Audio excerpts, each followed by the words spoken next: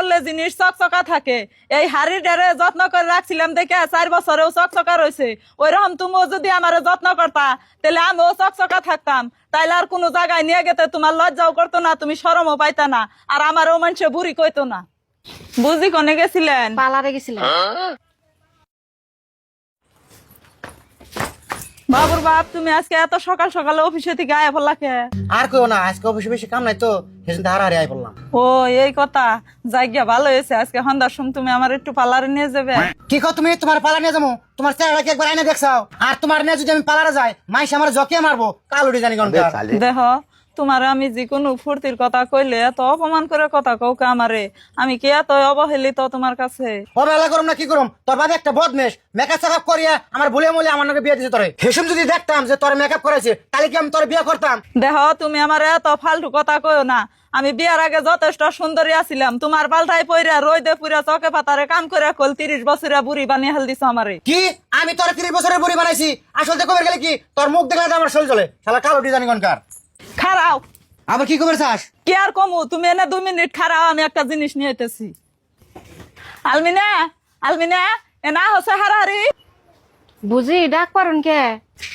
আলমিনা, এই পাল্লা দুটার মধ্যে কোন পাল্লাটা তোমার দেহে দেওছে? বুঝি এই কালা পাইলে আমার।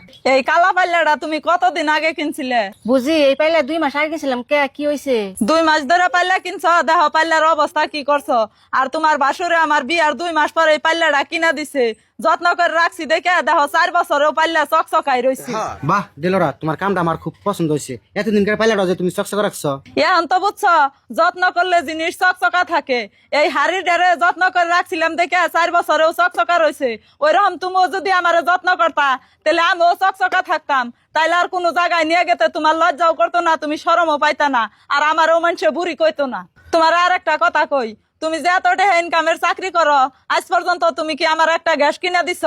এখনো আমি মাটির চুলায় রান্না বাড়া করি, চেহারা নষ্ট হবো না হবো কি? যাইগে, আমার গ্যাসও নাকবো না, কোনোদিন পালারেও জান নাকবো না। তোমার স্বামী হিসাবে মেলা কিছু কইলাম, কিছু মনে রাখো না। কিন্তু তোমার কাছে আমার একটা আবদার, এই পাল্লাটা চেঞ্জ করে নতুন একটা পাল্লা এনে দিও। দিলরা, পাইলা বানানো নবো কে? এই পাইলাটা তো নতুনই আছে।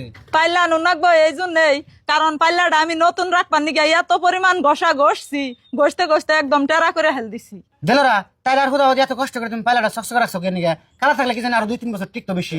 ও এখন তাইলে বুঝছো, এই পাল্লা চকচকা রাখবার যায় যেমন টেরা করে হেল দিছি, ওই রকম আমিও যদি সুন্দরী থাকতাম তাইলে কি জানি তোমার থাকতাম না, অন্য কে রয়ে গেতাম গা।